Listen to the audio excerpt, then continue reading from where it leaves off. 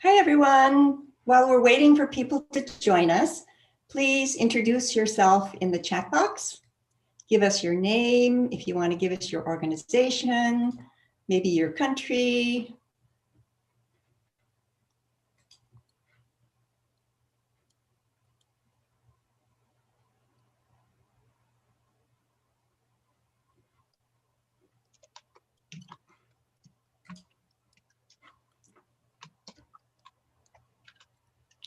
Give us your name, your organization, where you're located, so we can see everybody who's with us in the room. We have New York City here, which is great. And Dr. Gassman. Monique, can you move her into our panelist room? Ah, great. Wonderful.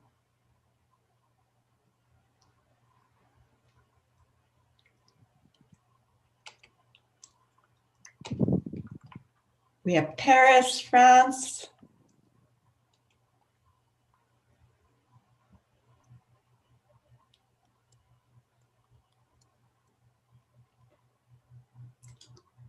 You're welcome to introduce yourself in the chat to everybody. Yay, from Turkey, Baha'i office. Wonderful, welcome.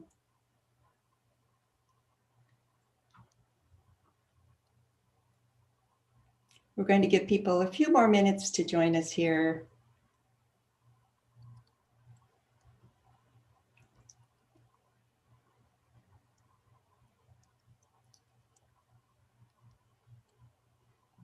Monique, do we have everyone in our panelist room that we need there?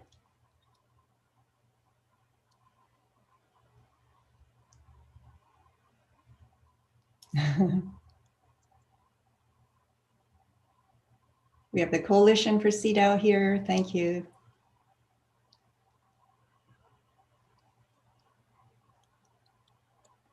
New York City again. Canada, perfect.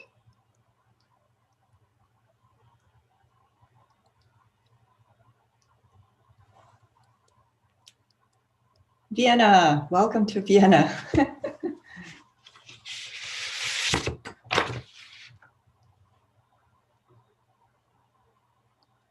And we see some of our colleagues here.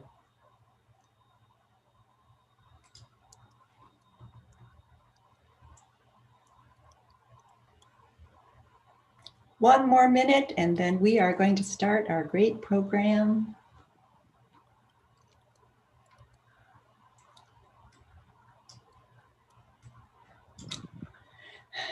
So welcome everyone to the event entitled Gender Justice for the UN Decade of Action and the Generation Equality Forum. This meeting is taking place as a parallel event to the CSW65. My name is Soon-Young Yoon, the UN representative for the International Alliance of Women and one of the co-drivers of the Feminist and Women's Movement Action Plan, along with Melissa Upreti and Krishanti Damaraj, the Center for Women's Global Leadership at Rutgers University. Thank you for joining us. We're going to focus on strategic actions as a follow-up to the UN75 Declaration, looking forward to the Beijing +25 Generation Equality Forum and the UN Decade of Action, which deals with the Sustainable Development Goals. An outcome report will be drafted by our colleagues and shared so that those the results of today will be fed into those processes. Thank you to Monique, Rory, Jeff, Fergus, and Yasmina, our conference team that helped put this event together. We welcome those of you who are watching on live stream on YouTube. If you're in our Zoom room, that's wonderful. You'll be able to participate in our chat. So in 1995, I was one of the organizers of the NGO Forum in Beijing at the Women's Conference. And at that time, I had many conversations with Ida Gonzalez, who was former chair of the CEDAW committee. Now, as I recall, Ida was one of the people who organized the very first UN World Conference on Women in Mexico. So whenever anyone asks me, what was the impact of the 1995 conference? I always tell them, you can't start there for Beijing 25. You really have to look back to the very first one held in 1975. So fortunately today we have someone with us who also knows that history. It's with great pleasure that I introduce Dr. Nadine Gassman from Mexico. She is president of the National Institute for Women, and I believe we call her the Mexico's ambassador to the Generation Equality Forum. Anyway, she's there at all of the meetings. She has been the director of the General Secretary's campaign, Join to End Violence Against Women, for the Latin American and Caribbean region, and also represented UN Women and UNFPA in the same region. She holds a doctoral degree in public health from the US, from Johns Hopkins University. Dr. Gassman, you have the floor. Thank you so much, Sunyu, for your introduction and for the acknowledgement of one of our icons, Aida Gonzalez, which was so important in crafting, I would say, the first conference on women. I want to say good morning to everyone, to say I'm really happy to be in this meeting, and start by acknowledging that the pandemic has been a stress test for multilateralism and for gender equality. 26 years after the Beijing Declaration and Platform of Action, we are undergoing a very difficult time. And for this very reason, today, more than ever, we must fight to generate spaces for dialogue like this roundtable. The UN75 Political Declaration lays out 12 distinct commitments to action, seeking to reinvigorate multilateralism on a global scale. The document includes a commitment to gender equality, underscoring that, and I quote, conflicts will not be resolved and sustainable development does not occur without the equal and active participation of women at all levels. And we have to say it over and over and over because some people just don't want to listen. Women are struggling in the fight for justice and equality to achieve gender justice. We need to communicate and collaborate, recognize our differences, our diversity and experiences. It is a great opportunity to once again touch base with civil society and leaders from social movements so their voices may help us chart the path forward with innovative proposals and clear actions. Only with the active and equal participation of activists, organizers, youth leaders in decision-making spaces can we hope to create a coherent roadmap for justice and equality. We need to improve and implement as far as we can all instruments in our power to promote inclusive development, decent work, protection, as well as strengthening social services, participation, and gender-responsive institutions, among other important issues to achieve fairer societies and eradicate violence. I want to share a phrase from Hermila Galindo, who was the first Mexican woman to run as candidate for federal Congress and who inspired us to fight for the world and the country we want to live. She said, and I quote, "I became revolutionary by the irresistible force of conviction, by a powerful impulse on duty, and by a great love for my people."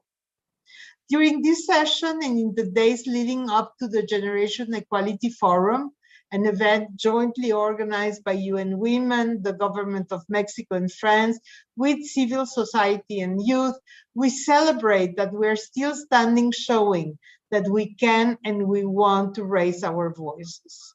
Next week, in a week exactly, the Generation Equality Forum in Mexico will place women and girls' rights agenda at the forefront of the global conversation by centering the voices of grassroots organizations. It is conceived as an accelerator for social change and accountability. The forum offers a new way to join our voices, a horizontal space where diverse feminist movements of all generations come together with governments, international organizations, and the private sector to achieve the equality that women and girls deserve. The Generation Equality Forum, and at its core, has sought to empower youth and youth leadership.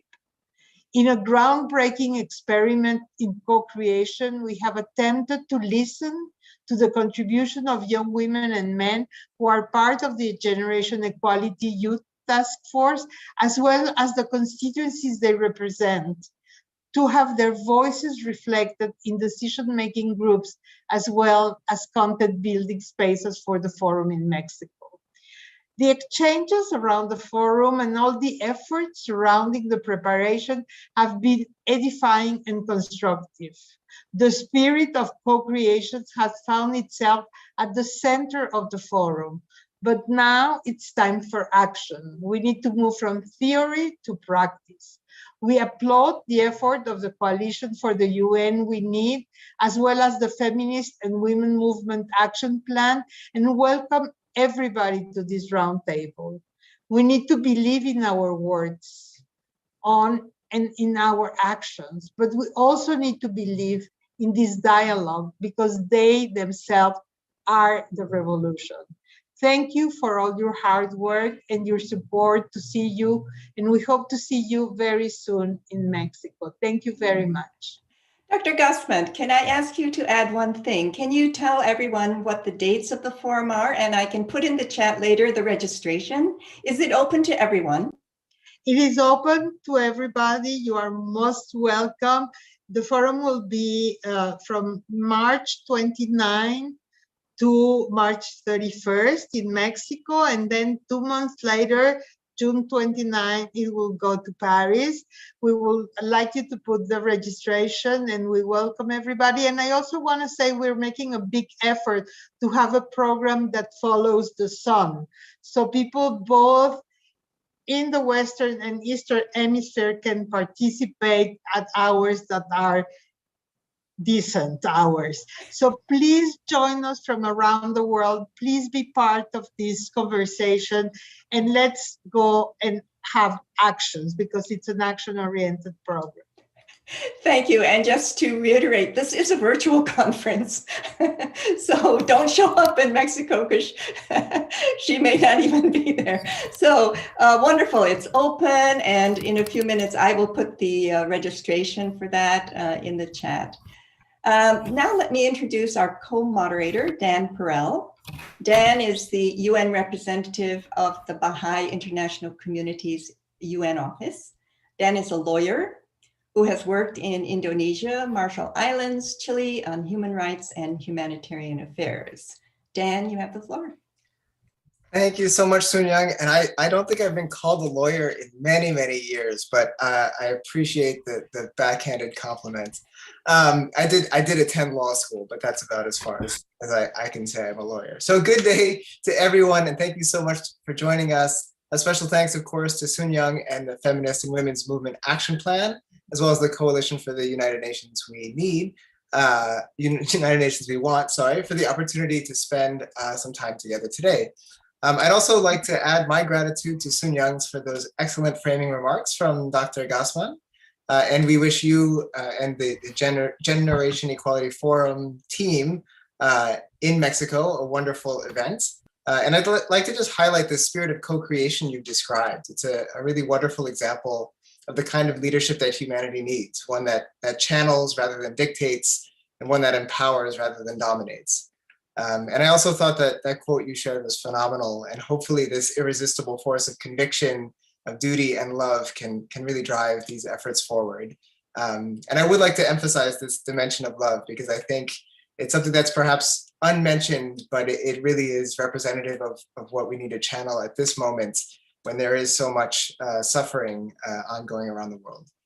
So we are here to share some strategic actions across a few important dimensions in order to scale up this progress on gender justice. As a society, we're really quite good at articulating a number of challenges before us, and even conceptually some of the things that we need to do. So in other words, if we were planning a trip, we're good at saying we need to get to our destination, but I think where the challenge lies is, and for legitimate reasons, is articulating how. So what is the form of transportation? Why this and not that?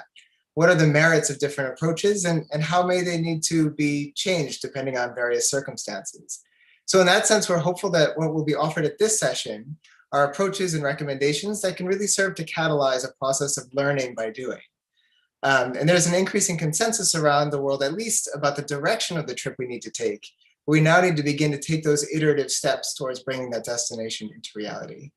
So we have a few contextual elements to today's discussion in addition to what was shared previously.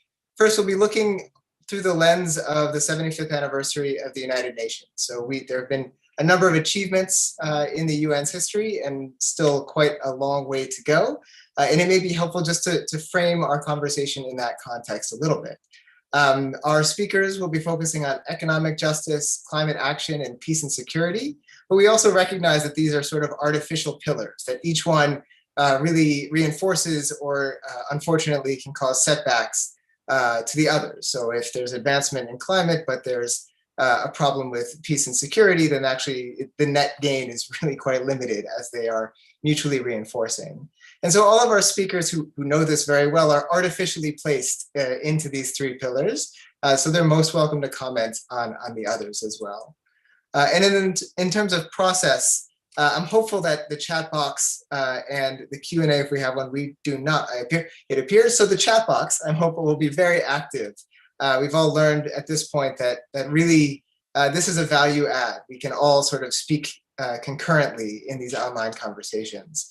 And we have a host of people who are watching these conversations closely. And with any extra time at the end, we will surface some of those key issues for comment and response from the speakers. And then finally, I'll just ask each of the panelists, in addition to their short prepared intervention, to take a moment to respond what you've heard from previous speaker or speakers in order to foster a more conversational atmosphere. It shouldn't just be one after the other, but really these things are integrated. So we were going to have a poll to get everybody excited and energized by clicking various buttons, but it turns out we can't poll away. So I'll just encourage you to read both the UN75 political declaration that the member states put forward, but also the People's Declaration and Program for Action. And I'm hopeful that we'll have some links. Oh, good. See, Monique is right on top of it. We'll have some links in the chat box for both that People's Declaration and the political one. And then just take a look at them. And in case you haven't had the chance to check out the excellent lineup we have today, I will take the liberty of only briefly introducing our speakers in each of the three sections, but fuller biographies will be provided in the chat box. So the first of the pillars we'll be turning to, and my apologies for the long introduction, is on economic justice and rights action. And we'll hear from Emilia Reyes of Equidad de Género, followed by Sarah Burke from the Friedrich Ebert Stiftung. Okay, Emilia, let me get out of your way. Please, you have the floor. Thanks.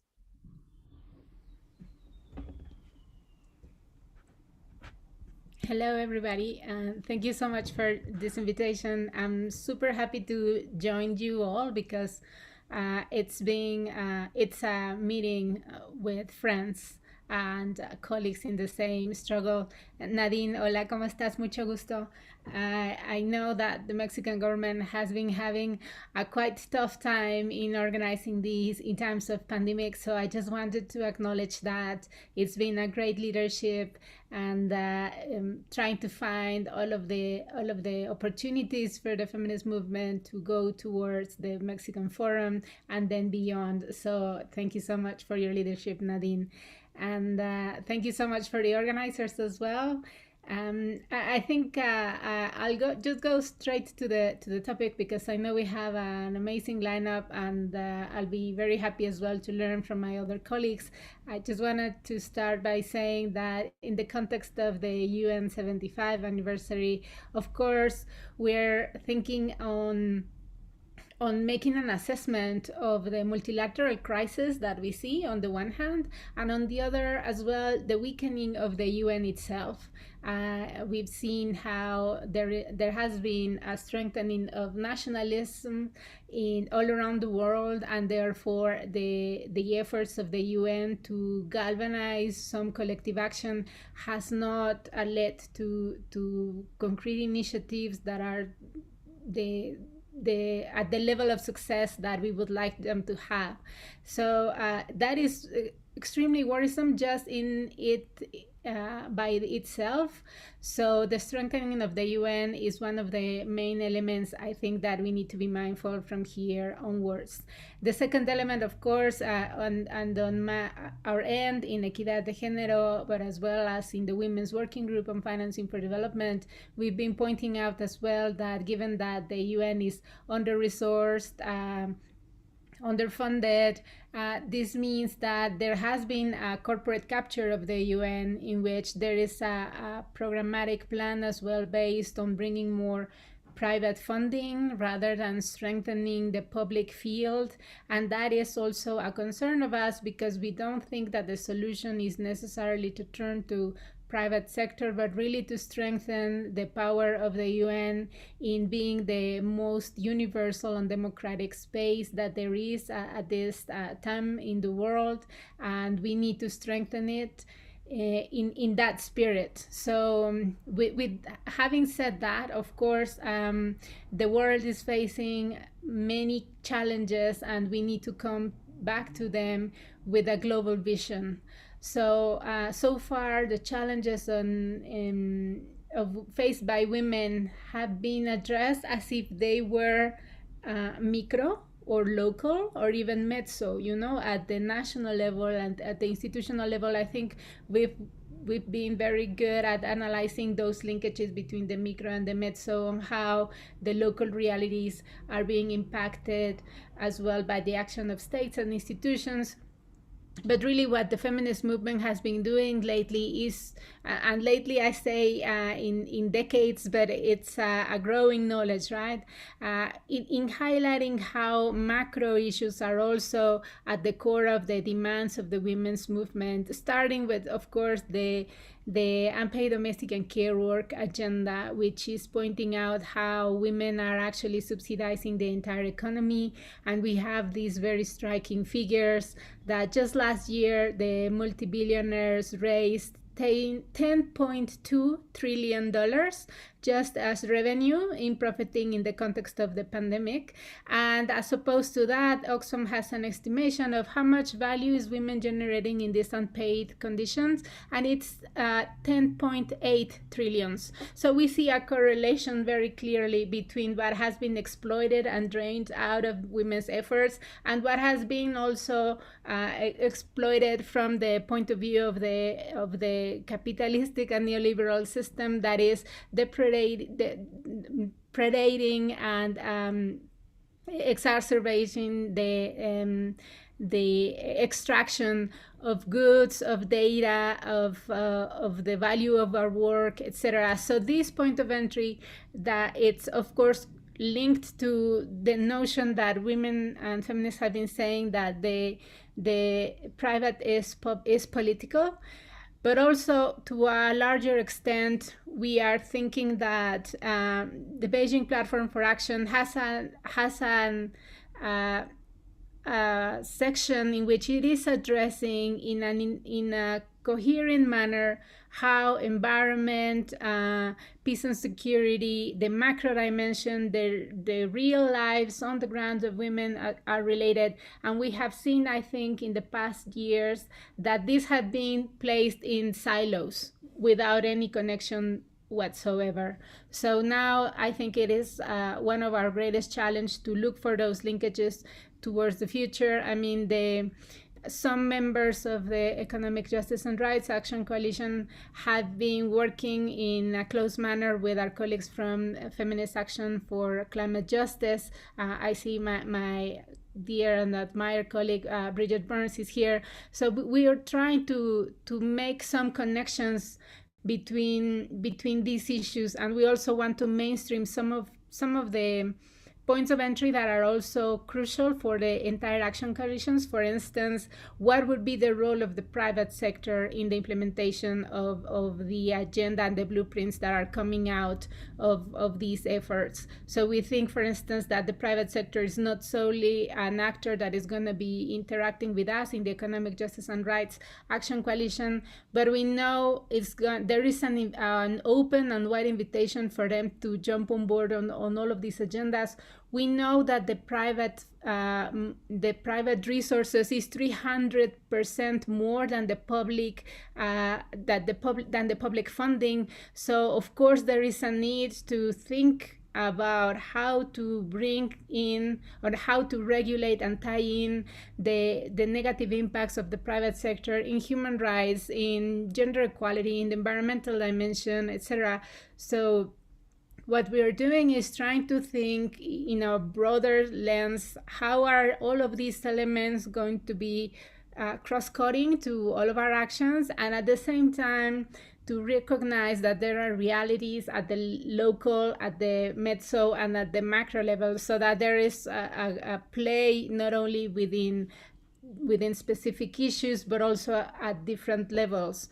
So I just wanted, I know I have a very tight time to share with you. I mean, I invite you to join the event on Mexico, but from the point of view of the Economic Justice and Rights Action Coalition, we're trying to explore some of the pillars that are systemic in their point of entry, but also on the impacts, and those relate, of course, to care, to access to decent employment and social protection. The other is on actual access to resources, and finally on promoting inclusive economies that is also related to transforming the international financial and economic architecture. Without that, there is no possibility really for governments or for regions to really deal with the challenge that is gender inequality. We cannot just think or expect that member states and governments with their own fiscal floors are going to solve all of the issues. We really need to move from the top of the structures, the dynamics, so that they become more democratic, so that the wealthiest economies are not deciding for the smallest and poorest countries, and also to bring in not only a feminist but also a decolonial analysis of all of these challenges, because we know that there are governments that are big important champions on some issues of the gender equality agenda, but they build on their wealth on militarized economies or by depleting and the resources in one of our countries in the global south, or by extracting fossil fuels somewhere else.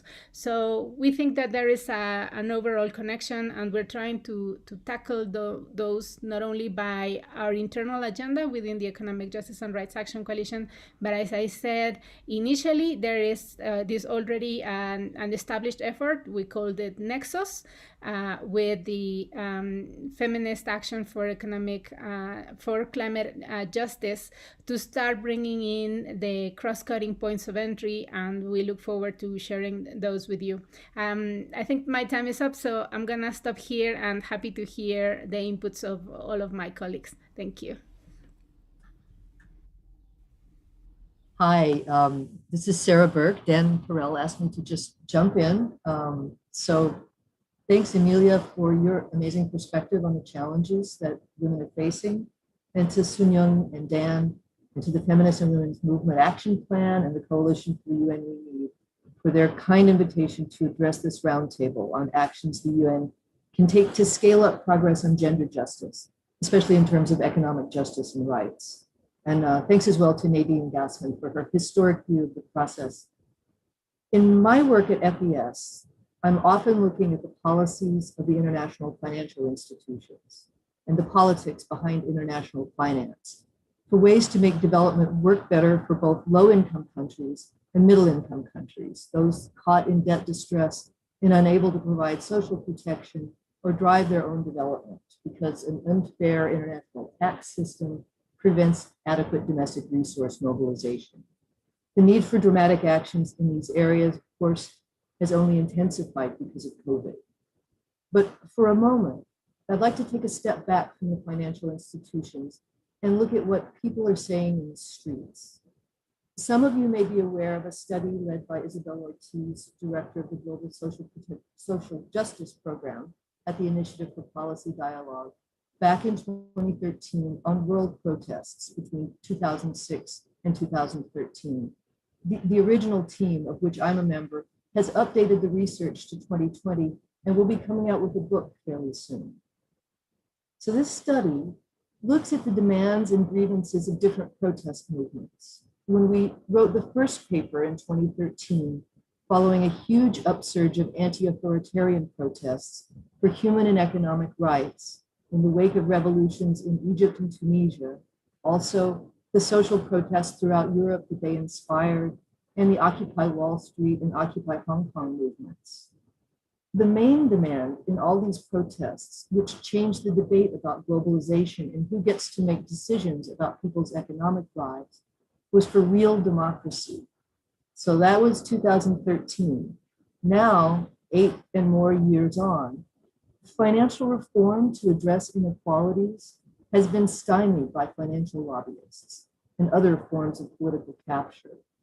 During this time, Egypt's revolution was violently put down, Tunisia's has seen repeated crises, and Europe and Eurasia have been embroiled in a crisis of refugees, failed immigration policies, and armed conflict. So, with lingering economic pain due to rising living costs, poor wages, austerity cuts, and corruption, people around the world gradually lost trust in elites, in experts, in globalization, and in institutions. As we have seen all too clearly in the year of the pandemic, this situation was quickly exploited by authoritarian influencers who have effectively weaponized some of this discontent. One of our most disturbing findings has been that protests seeking to deny rights to women, to immigrants, to racial groups, ethnic groups, religious, and other groups have more than doubled from the rate they occurred back in 2013. And they have gone up more than 15 times since 2006. So this is the bad news. But the good news is that women and girls and their allies are fighting back. Protests for women's and girls' rights have increased year by year since 2010, with a significant spike from 2018 onwards. This issue has been especially relevant in the MENA region, where demands for women's rights are among the most numerous, third only to calls for jobs and wages and real democracy. So there are many protests that have taken years to achieve their goals. In Israel, protests against gender segregation in the Mahadran bus lines, which were condemned even by international diplomats, were finally overturned. In Saudi Arabia, protests against the driving ban for women finally resulted in its removal in 2018, even if one of its most vocal activists, Lujan al-Hathloul, was not released from jail until the Biden administration took office in the US. And protests for women's rights at the global level have also spiked. We can see this clearly in the International Women's Day protests, which have become increasingly massive events. Further, global solidarity around women's and girls' rights is helping to raise the pressure everywhere, such as in El Salvador's abortion rights protests or the Bring Back Our Girls protests in Nigeria. All became global protests due to the connection of social movements, which celebrated local victories as global victories, like with the recent passage of an abortion rights law in Argentina. And finally, in recent years, protests for women's rights have used more direct action and more non-traditional methods of protest. We see this in the case of the global Me Too movement, denouncing sexual harassment in social media while also pursuing legal constraints, or with Femin, in which activists reveal their naked bodies as a protest against misogyny and shaming. So, one final thought on what protests say about gender justice. If we include protests for LGBTQIA+ rights, With those for women's rights in this period that we've been looking at, they would be even more numerous, dwarfing current calls for other rights. So the story I see here is one in which the failure to achieve real economic and migration reforms in the years after the 2008-2009 financial crisis has opened up the door for repressive politics that emphasize pitting nations and groups against one another. International cooperation is urgently needed to direct the multilateral system to show that it can deliver for the people in the streets. Therefore, the recommendations I would have you consider as priority actions to address these uncorrected problems are as follows. As a top action for equity, which will benefit women, girls, and all people, especially those living in poverty, we should support the 2020 call for a global fund for social protection to enable countries to design, implement, and finance universal social protection floors, and to encourage the international financial institutions to be fully on board. International tax reform. We should join, amplify, and challenge the existing multi-stakeholder and multilateral processes to reform international taxation regulations so countries in the global system can finance inclusive social development. And debt relief. We need to double down on calls for a fair, systematic treatment of sovereign debt distress that brings the private sector on board and includes debt forgiveness. We should insist that debt discussions be coupled with discussions about how to provide new investment for inclusive social development initiatives linked to the SDGs. If we want to be prepared, as the 12th recommendation in the UN75 Declaration says that UN member states say they will be, we should take these 3 steps to transform our economic systems to provide for equitable social protection, fair taxation, and debt relief. So we'll be able to turn back the tide of countries and groups pitted against one another for these fundamental rights and needs. In the question and answer, I'm happy to talk further about how we want to measure or set time-bound goals for these actions, but I would say that they should be key components in the campaign for a new social summit before 2025. Thank you. Thank you so much to both Emilia and Sarah. That was a wonderful start to this exploration of recommendations towards greater gender justice. I have a request actually to make of those who are in this call. There are about 75 of you, and I see many, many brilliant people, and yet I'm not hearing of your brilliance. So as Emilia and Sarah were describing a number of the current circumstances we see before us, I would imagine a lot of you were thinking of different policy proposals or recommendations or actions. I would encourage you to just put them in the chat box as ideas and concepts. We have to test these things out. And if they are perhaps imperfect, as I certainly know my ideas would be, then let's use each other to try and strengthen them and reinforce them. So, well, not reinforce the imperfection, but strengthen that, and then we can learn together. So with that, let's move straight away to our next 2 speakers, Bridget Burns from the Women's Environment and Development Organization, and Kehkechan Basu from the Green Hope Foundation, an NGO major group. They're going to speak about feminist action for climate justice. And I will give the floor right to Bridget, and then Kehkechan just pick up where Bridget leaves off when she is done. Please, you have the floor, Bridget. Thank you so much, Dan. It's really lovely to be here with all of you, many, many friends, many allies, and I really agree. I agree with Dan. It'd be wonderful to hear from the brilliance of the attendees that are here with us. And I just wanted to apologize up front that I am going to have to jump off after my intervention. So I'll look forward to following up with everyone on the dialogue that happens after this. But just quickly to say again, Bridget Burns, I use she, her pronouns, and I'm based off of the unceded Lenape land, or so-called Brooklyn, calling in today.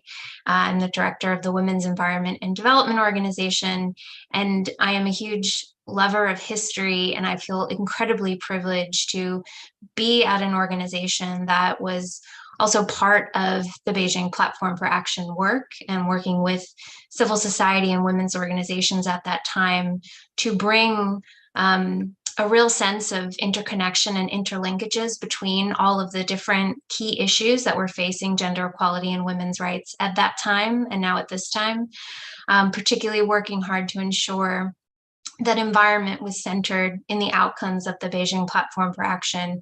And I'm really proud now to be part of the Feminist Action for Climate Justice Action Coalition. And just to say a little bit on why feminism, why feminist action, and why climate justice.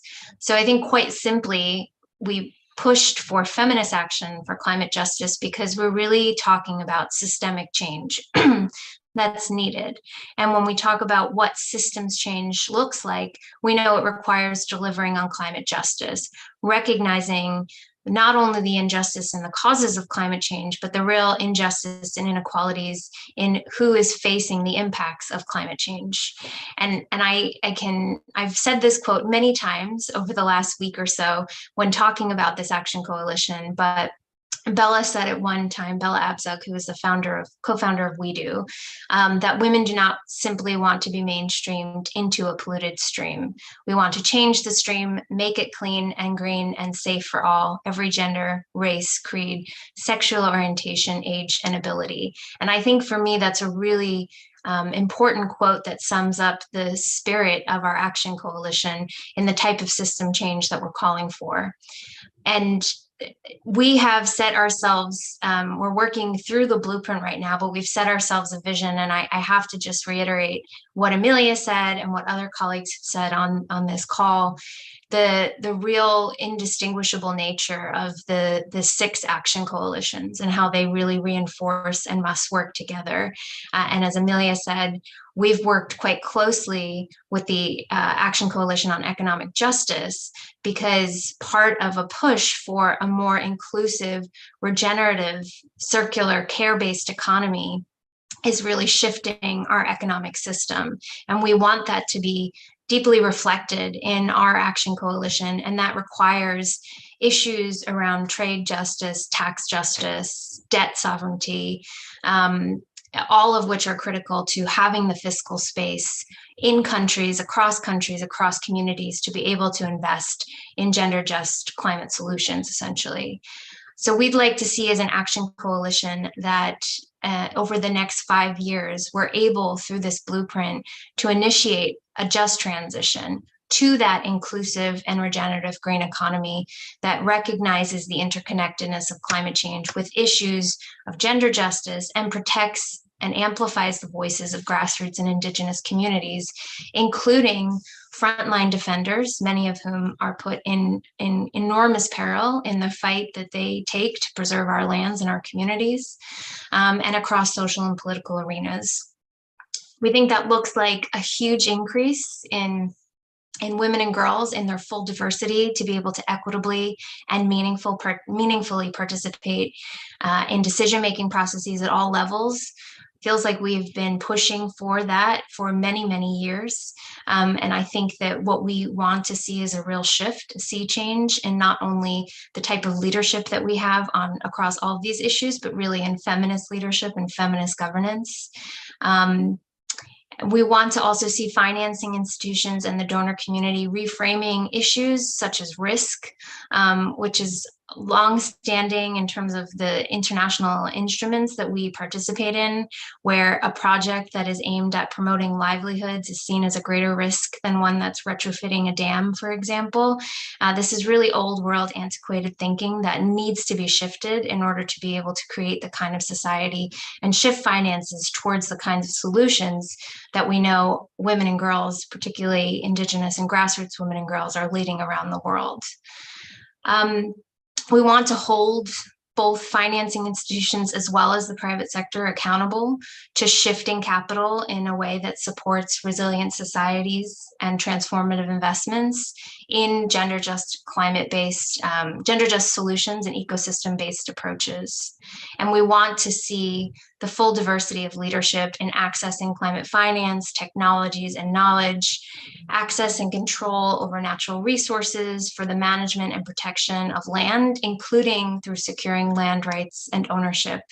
And so you'll see in our blueprint right now, we have 4 very broad action areas around, first, increasing direct access to financing for gender just climate solutions, in particular to women and girls at grassroots levels, to enabling women and girls in all their diversity to lead a just transition to an inclusive, circular, regenerative green economy, to build the resilience of women and girls to climate impacts, disaster risks, loss and damage, including through land rights and tenure security.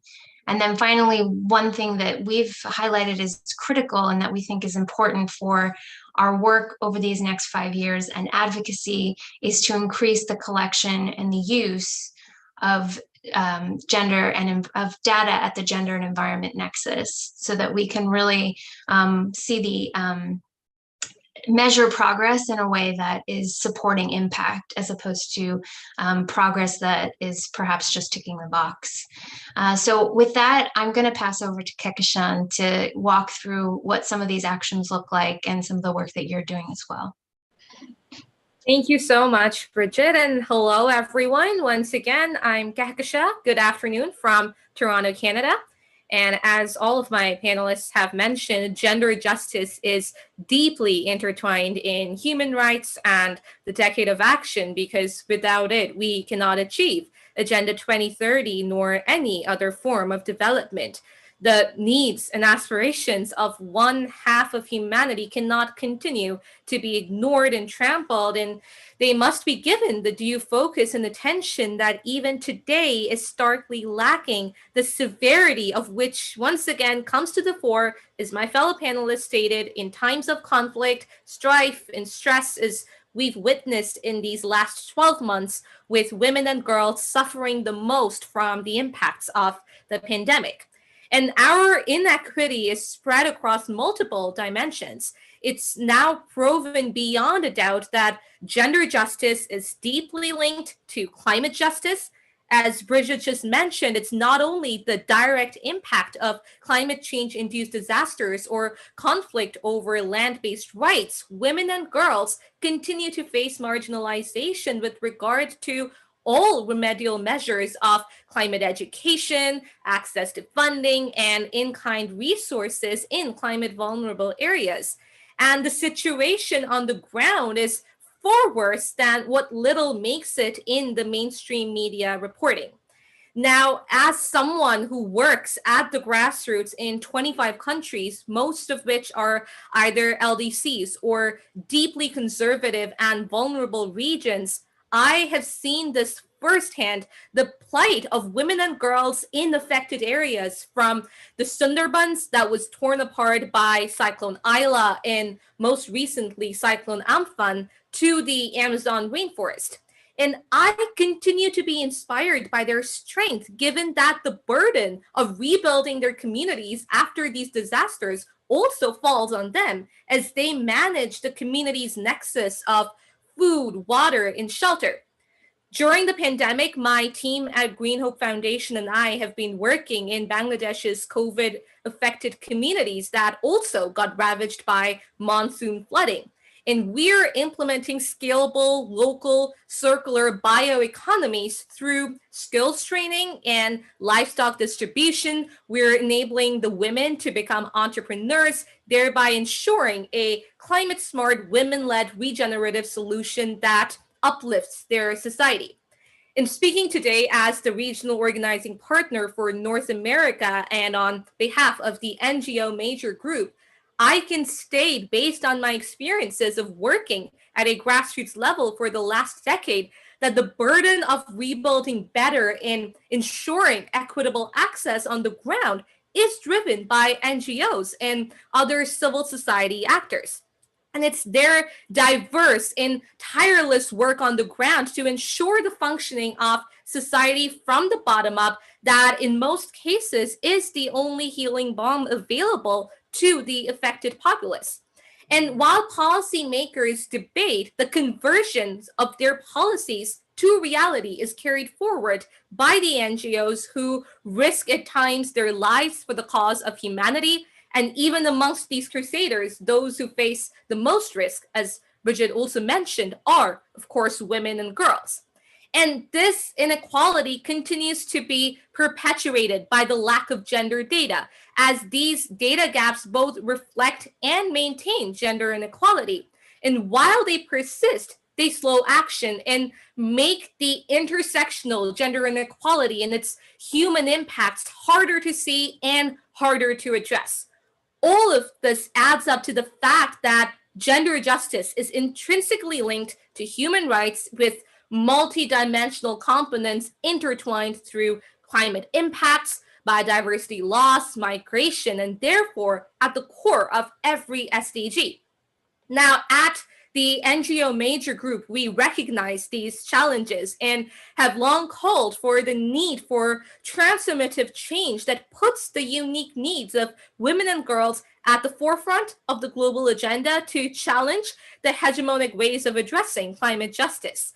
But we cannot continue our work unless we have the support necessary to bring about change, to get our voices heard in all of our diversity, to ensure gender justice, climate justice, and human rights. And so as we progress in this last decade of action, these are the 3 key recommendations that we would propose.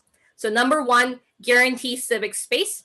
Too many CSOs, human rights, and environmental defenders are under threat, excluded, and persecuted in a growing number of countries around the world, including major democracies like Brazil and India.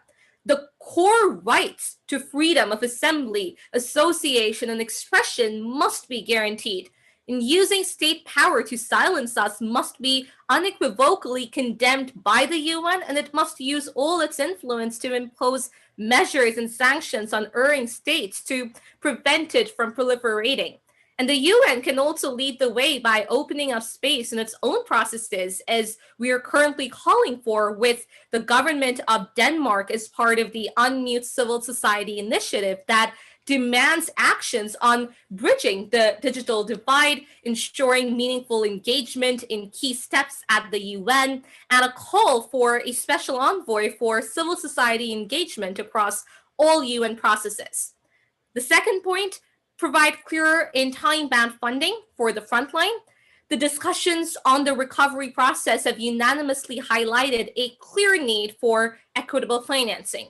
And my fellow panelists have covered the importance of macroeconomic redistribution, but we would also stress the importance of ensuring direct funding is available to frontline communities. And the rise in digital and online engagement means that it is now actually more realistic to track and ensure funds can reach local groups directly.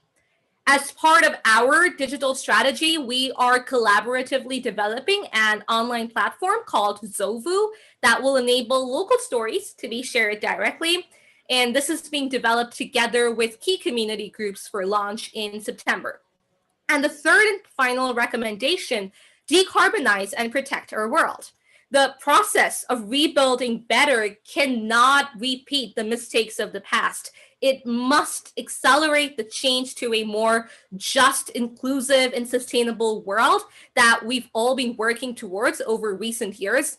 And as countries look towards recovery, we have a huge opportunity to build a different economic model, one that moves away from the grossly inefficient and unjust linear model of consumption and production, and one that's based on a transformative shift to a zero carbon economy.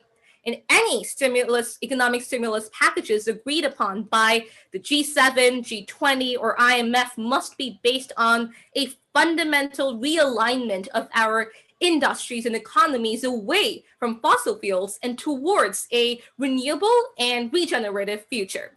So creating the new normal requires bold actions, the nucleus of which definitely must be on gender and humanity.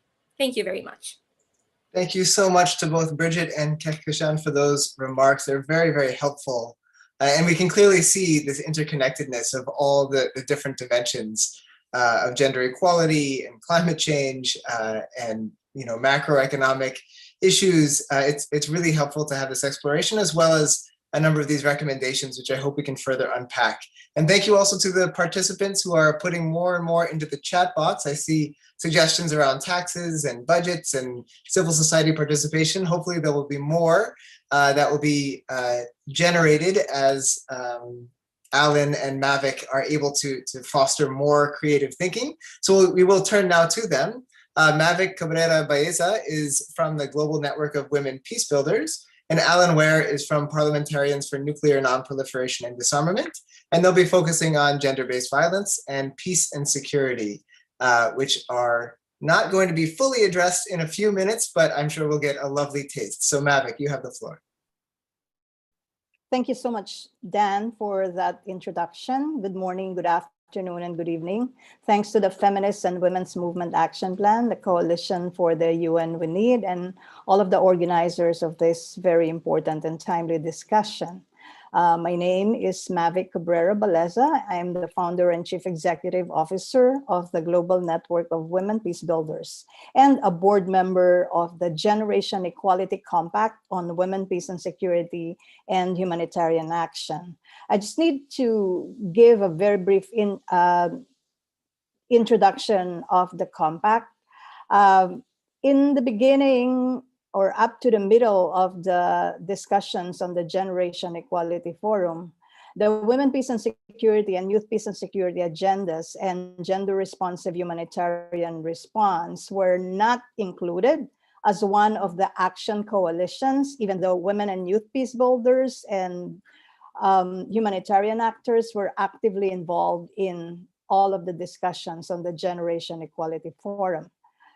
In response, our organization, the Global Network of Women Peace Builders, coordinated the successful civil society advocacy for the integration of the Women, Peace and Security and Youth Peace and Security agendas and gender-responsive humanitarian response, which led to the establishment of the Generation Equality Compact on Women, Peace and Security and Humanitarian Action, which was formally announced during the 20th anniversary of the UN Security Council Resolution 1325 in October of last year. Now, what is the compact? The Compact on Women, Peace and Security and Humanitarian Action is a partnership and coordinating mechanism, which, like the action coalitions, is one of the outcomes of the Generation Equality Forum that will drive change in the next 5 years. It just have a different configuration in terms of the composition and some modalities of our work. The compact will focus on financing, monitoring, and accountability for existing policies and commitments on women, peace and security and humanitarian actions, including regional action plans, national action plans, and local action plans, and peace agreements. There are 5 working groups under the compact. The first one is financing the Women, Peace and Security agenda and gender equality and humanitarian programming. I'd like to share a couple of data. In 2019, the total global military spending reached $1.9 trillion. Compare that with 0.2% of funding for women peace builders who are working on conflict prevention and peace building in local communities, 0.2% out of a total of annual average of 96 million for all of the funds for fragile states. So a big chunk of that, of course, goes to government and UN entities and other multilateral organizations. The second working group within the compact is women's meaningful participation in peace processes, including implementation of peace agreements. As we all know, more than 50% of peace agreements are easily violated even before the ink that was used to sign them has dried. The third working group is women's economic security, access to resources, and other essential services. The fourth working group is women's leadership and agency across peace, security, and humanitarian sectors. And fifth but not the least, is protection of women peace builders, including women human rights defenders in conflict and crisis contexts. Now, moving on to the recommendations, I know we don't have a lot of time. To maximize the increased cross-fertilization and our collective impact, my first recommendation is to allocate accessible, reliable, timely, long-term, and core funding for diverse civil society, including especially grassroots women's rights and youth organizations, by facilitating the creation of an increased investment in funding mechanisms to support this work. The second recommendation is to generate political will among member states to address structural inequalities such as limited access to education, childcare burdens, and lack of funds to travel to participate in peace negotiations, for example, that inhibit women's meaningful participation and leadership in peace processes. The third recommendation is to launch communication campaigns to define women's leadership and its connectedness to local and national movements, and emphasize the diversity of women and young women perspectives. We, the including our colleagues in the United Nations, governments, and of course, our fellow civil society actors still tend to talk in our echo chambers. And that's why the emphasis on effective communication campaigns. As it is, very few people are aware of the Generation Equality Forum and the Compact on Women, Peace, and Security. So how can anyone participate in something they're not even aware of? Along this line, the Global Network of Women Peace Builders, in partnership with the Permanent Mission of Mexico and the Permanent Mission of Namibia, as well as many women's rights organizations and networks, including the NGO Committee on the Status of Women, we will be organizing a workshop on March 26 from 8 to 10 in the morning, US Eastern Daylight Time or New York time. So please mark that on your calendar, and I will be sharing the link to register on the chat box.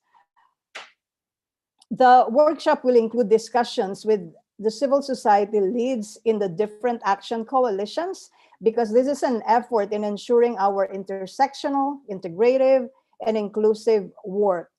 After all, we cannot achieve gender equality and gender justice for everyone if there are ongoing violent conflicts. And on the flip side, we cannot have just and peaceful society if gender equality and gender justice are not a lived reality for everyone. Thank you.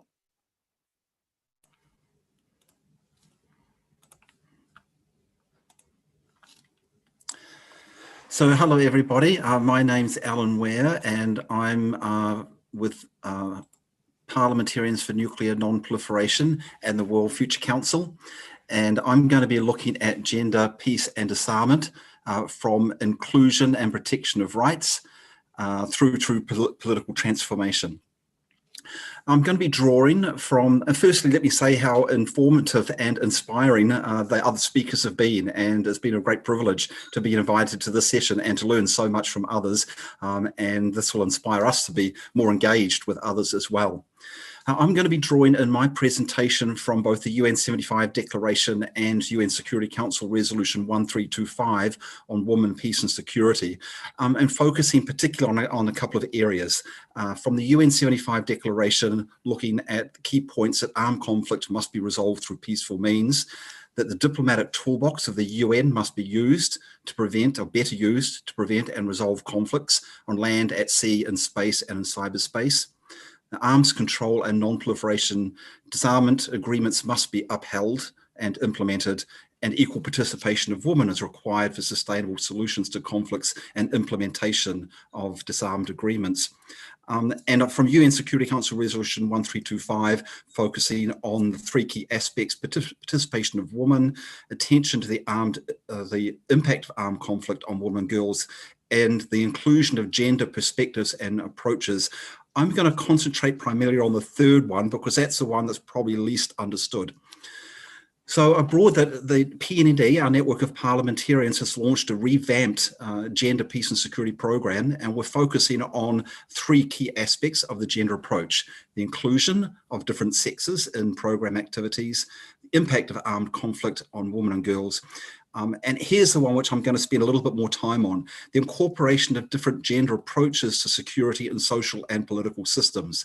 This means including human security, environmental security, and common security as complementary to national and military security in order to achieve comprehensive and sustainable security. Phew, that's a lot of securities. So just to sort of explain those very briefly, so human security is placing human needs at the center. Environmental security is ensuring a sustainable environment.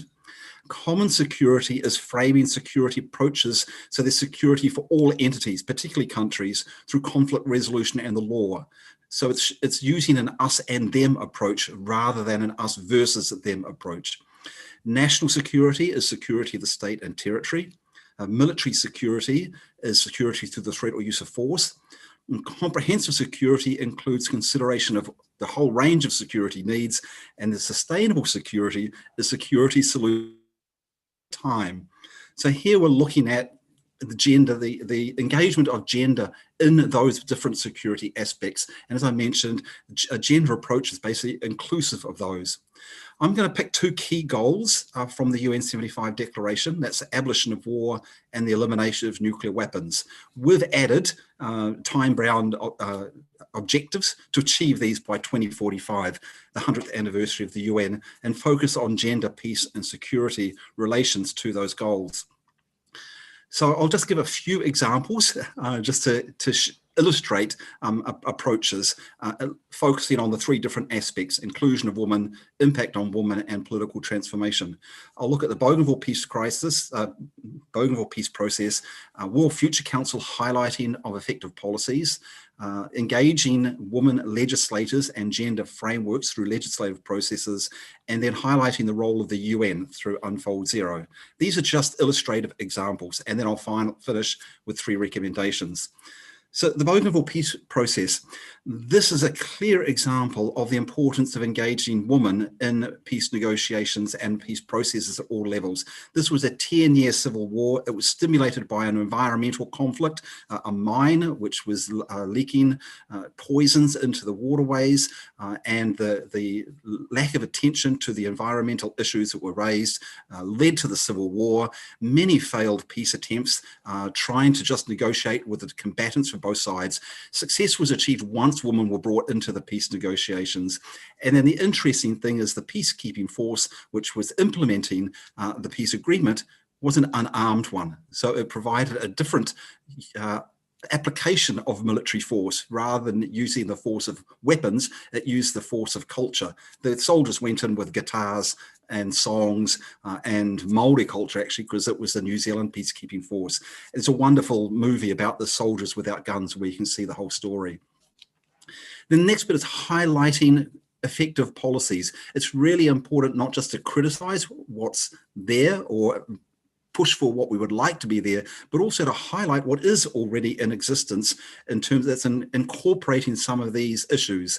So I focus particularly on the Future Policy Awards, which the World Future Council has put forward, and the 2 ones which are most relevant here are 2013, the Future Policy Award was on disarmament, and 2014, it was on ending violence against women and girls. And I don't have time to go through all the effective policies which the award highlighted. I encourage you to go online to look at those. But just it's very important, as I said, to highlight that there are effective policies that are working. We often don't hear very much about them. And so highlighting these is very, very important. Now I'll look at the engagement of parliamentarians. And again, this is where my organization, Parliamentarians for Nuclear Non-Proliferation and Disarmament, is taking a very active role, including through a specific gender, peace and security program. Here's one example of one of the activities, a global women's appeal on May 24th last year, commemorating the International Women's Day for Peace and Disarmament, and also the 75th anniversary of the United Nations.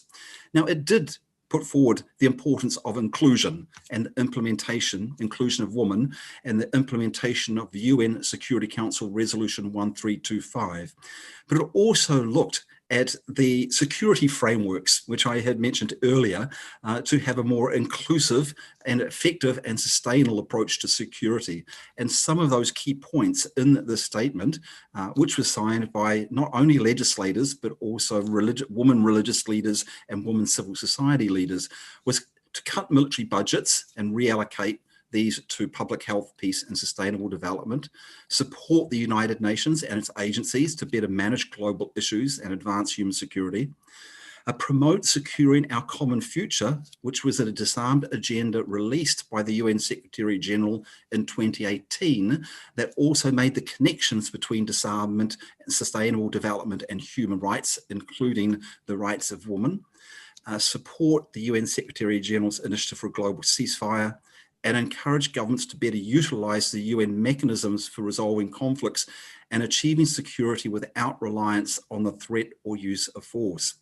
Now, the last one, that we can have security without the threat or use of force, is the one that's sometimes hard to sell to governments or to what we call political realists, who I don't think are political realists, who believe that you have to rely on the threat or use of force and strong militaries. So we need to emphasize examples of common security and human security mechanisms working. And I'll just quickly give two examples from my area, from Aotearoa, New Zealand, where we had security conflicts, concerns, and they were addressed to a more powerful country than ourselves, France. One was the French Secret Service blowing up our peace boat, the Rainbow Warrior, in our harbour. And after we caught agents, France put an economic boycott on New Zealand. So we were the weak country and France was the powerful country. But we used the mediation services of the United Nations to resolve the conflict and restore a good relationship between New Zealand and France. So now we only fight with France on the rugby field, and it's all in good spirits. Another one, which again was with France, was the nuclear tests. This time we used the International Court of Justice, both in 1975 and again in 95, which helped end the nuclear testing in the Pacific. So those are two examples from my country on nuclear weapons issues, but it goes beyond that. There are so many examples of, for example, the International Court of Justice working to resolve conflicts which had been armed conflict or the threat or use of force. And this is just a sample of some of the ones. I don't have time to go through them, but these demonstrate that common security, human security approaches can work and are better than military security in most cases. So lastly, I mentioned Unfold Zero. We've put forward a platform called Unfold Zero in order to educate people and engage in the important role of the UN and mechanisms to end war and abolish nuclear weapons. And we have an appeal on that, which is still open, so anyone can endorse this. And this appeal is used to educate and engage and reinforce the UN roles with three key calls: affirm that we cannot fight or win a nuclear war, so we have to stand down nuclear forces. We need to eliminate the nuclear weapons, and we need to cut the nuclear weapons budgets and investments and redirect these to UN and to sustainable development and to protecting the climate. So finally, the recommendations, and it draws from some of what I've mentioned before. With regards to military budgets, so Mavic mentioned the global military budget is currently 1.9 trillion. If we could cut this by 5% per year for the next 5 years, we would have sufficient funds then and relocate this to COVID-19 recovery, climate protection, human rights and sustainable development. We would have enough to meet the sustainable development goals. And the other two recommendations is the elimination of nuclear weapons by 2045 and increasing the number of countries accepting compulsory jurisdiction of the International Court of Justice, because this is the primary mechanism for common security, resolving conflicts through law rather than through the threat or use of force. We should double the number of countries who accept the jurisdiction of the International Court of Justice. Thank you very much. Thank you very much to both Mavic and Alan for really sort of tying a nice bow on how all of these things are interrelated. There are a number of themes that seem to come through loudly in everybody's presentations. And I'm very grateful to you for getting really specific into the recommendations and the aspirations. So now there have been a couple of questions in the chat box. And I also came with a couple of questions myself, I think, that have been further deepened and reinforced after listening to you all. So what I'll do is, with your permission, I'll just articulate two broad questions, and I think a couple we've heard in the chat box or read in the chat box fit under these. And then just open the floor to any of the 6 speakers to offer their reflections. And I'm saying 6 because Bridget had to depart, and Dr. Gassman, of course, is always welcome to recontribute as she sees fit. So the 2 questions that I ask are one on process and one on substance. So there has been a lot of really helpful information about the processes about making these things happen, the need for data, the need for wide participation, open civil society space, the need for political will. My question is, what is the key added value of a gender equal approach to these processes? I have my own thoughts, but this isn't my platform. So secondly, you've spoken a lot about substance, this idea of rethinking the economic order, the sort of the fundamental shifts that we need. This has been articulated through specific suggestions like funding for certain groups, frontline movements and all of this, but also through broader suggestions like global tax bodies and global social protection fund. But my question in this area is about the qualitative difference that we hope to see as we approach this question of substance through a gender lens once again. I think that we know that there, intrinsically that there may be some difference, but I'm hoping to maybe tease that out a bit more.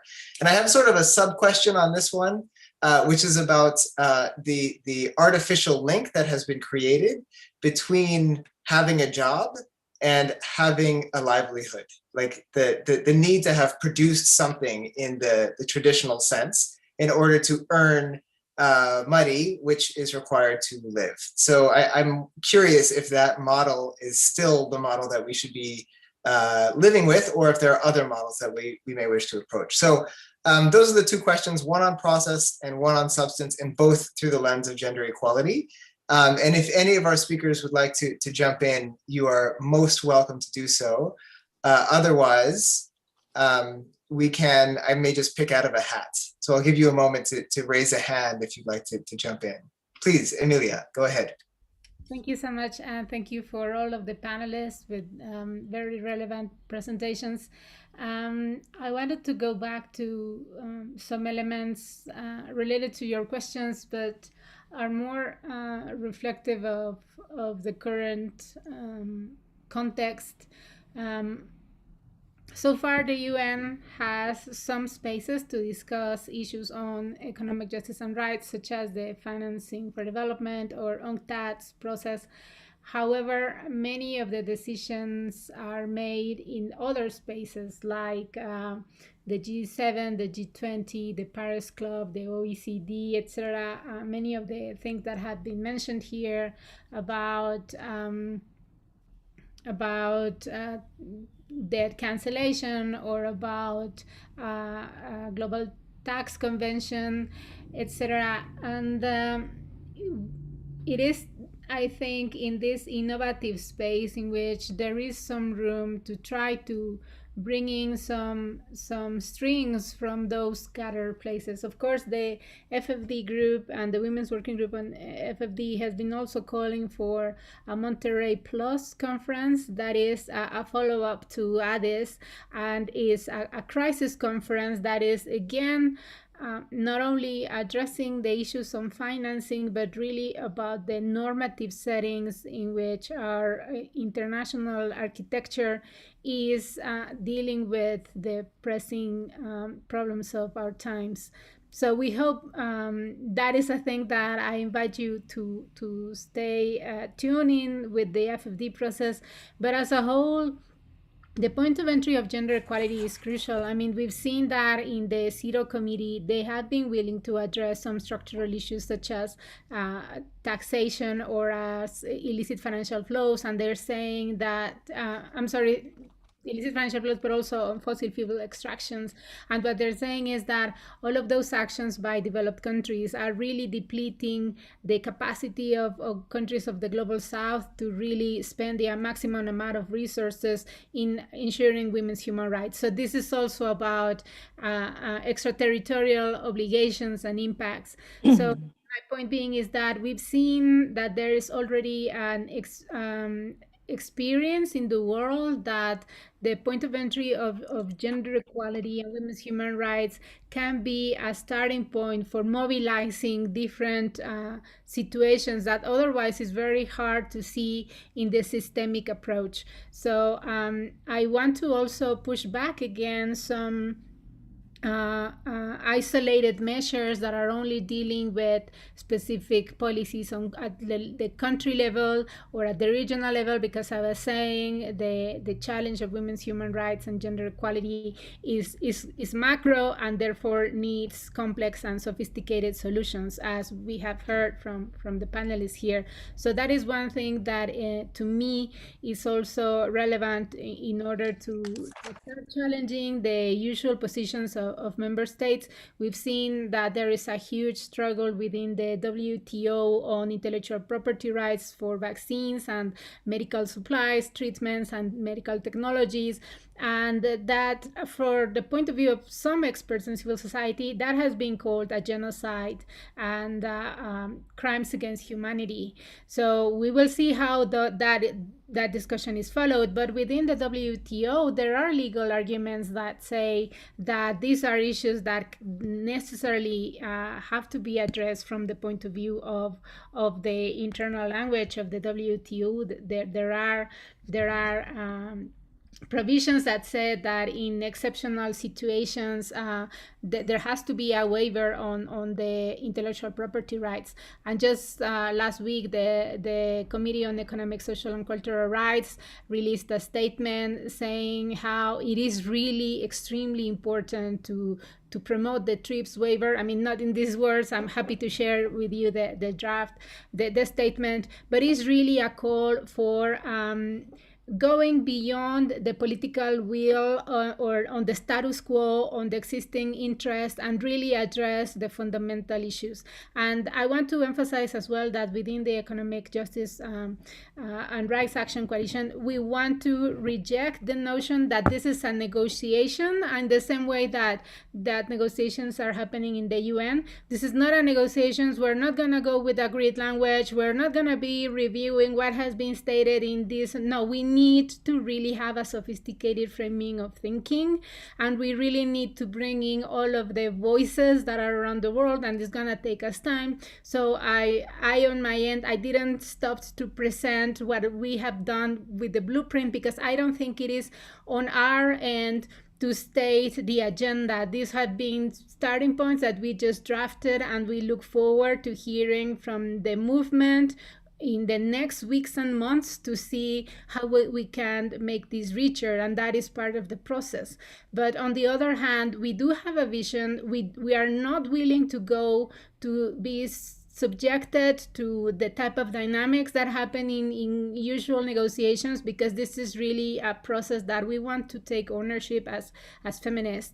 So I just wanted to say as well, there are many proposals out there, like the Global Fund for Social Protection.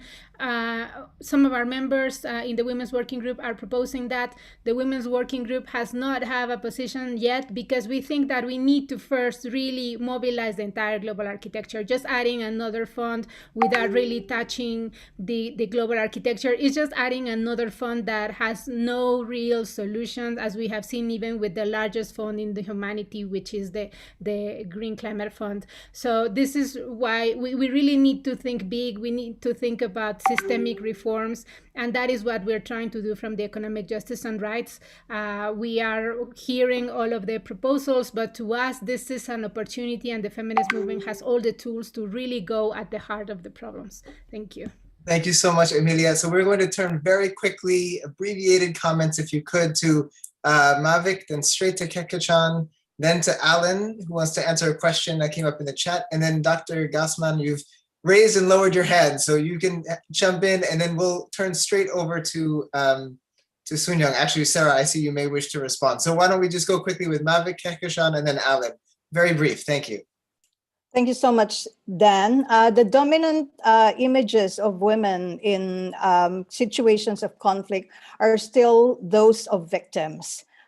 But we want to emphasize as women peace builders that they are not passive victims. They are mediators, negotiators, peace builders, and they see the economic inequalities, the impact of climate change, and several other major issues as the root causes of conflict. And they have profound understanding about these root causes, and they have practical solutions. So there are two reasons why gender equality perspective is very important and has a very strong value added. Women's rights and gender equality are recognized under international law, the 10 Security Council resolutions on women, peace, and security, CEDAW, the national laws.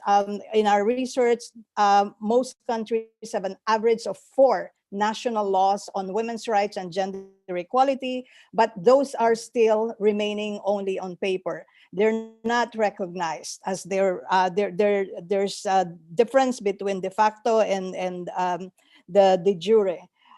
So it is a right, but also the other important point is women present practical solutions that have been tested. So to sum up, it's both the right thing to do under the law and it's a smart thing to do to ensure that women are meaningfully participating in decision making. Thank you. Thank you, Kekishan. Thank you. And first of all, completely agree with Mavic. And, you know, a gender equal approach enables us to view the unique challenge, view and understand the unique challenges that women and girls face in all of our diversity, as well as recognize the unique leadership approaches that we bring to the table. And it ensures the meaningful engagement of people, regardless of their gender. And gender equality has been a fundamental part of the sustainable development process right from 1992, part of the MDGs, SDGs, and as I mentioned earlier, as one half of the human race, any discussion on development or any other agenda is incomplete and irrelevant if it does not address the issues of gender. And even today, we continue to suffer from bias and inequality in all aspects of our lives. And once again, our leadership approaches are in many places still ignored.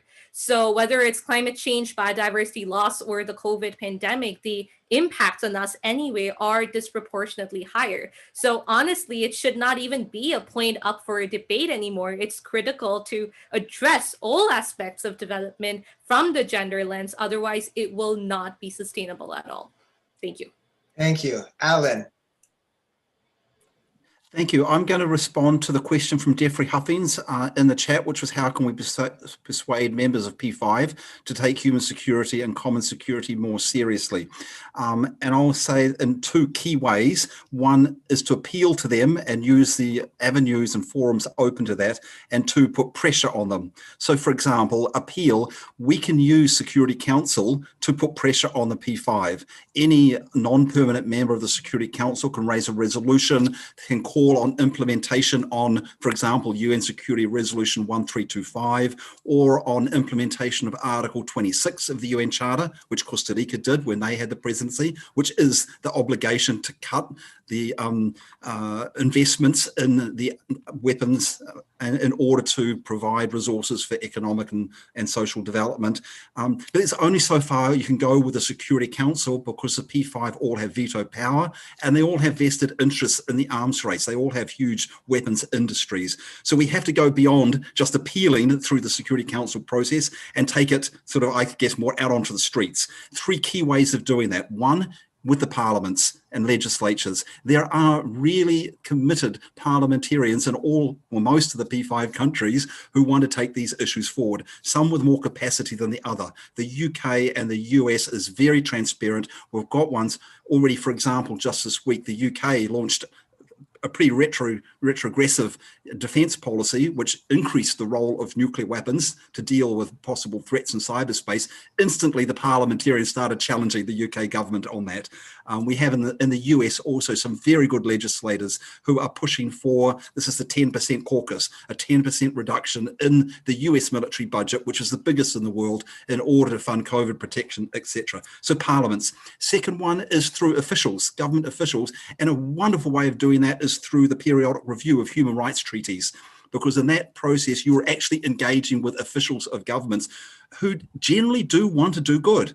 And so you're bypassing the politics at the top and getting through and finding allies within these P5 countries. And finally, divestment. We have to address the industrial support for the fossil fuels. We have to divest from fossil fuel industry. We have to divest from the arms industry, from the nuclear weapons industry. Stop, whether it's our bank, whether it's our university, whether it's our religious institution, our city, or in our government, sovereign wealth funds, we can stop all those from investing in those industries and investing in sustainable development. Thank you. Thank you so much. I was going to give the floor to Dr. Gassman, but I think that she's no longer with us. If that's the case, I would just like to say thank you very much for the honor of being here with you. I'll hand the floor now to Soon Young for some final wrap-up comments, please. Let's wrap up comments then saying how important it is that we had this group together. I hope that those of you who are attending were able to see the cross relationships between these particular three action coalitions, but do take a look at all six. Do sign up for the virtual meeting the 29th to the 31st in Mexico, because the action coalitions will then be officially launched. Do stay in touch with the Global Compact on Women, Peace and Security as a really important interlinkage with all the others. I would just like to thank Dan for a great moderation and all the panelists. To close our session, I would invite you to think about which of the action coalitions you might wish to join at some point. And if you want to make a commitment in the chat as we say goodbye, that would be great. You can write, I commit to working with Alan on nuclear disarmament and with Mavic in her work and with the other panelists as well. So let's say goodbye to each other and thank you all so much. Posting a video will be on YouTube, and Alan, we need your PowerPoint. We will post that on the fwMAP exhibit hall space. If you send it to us, we'll do that right away. Thank you, everyone.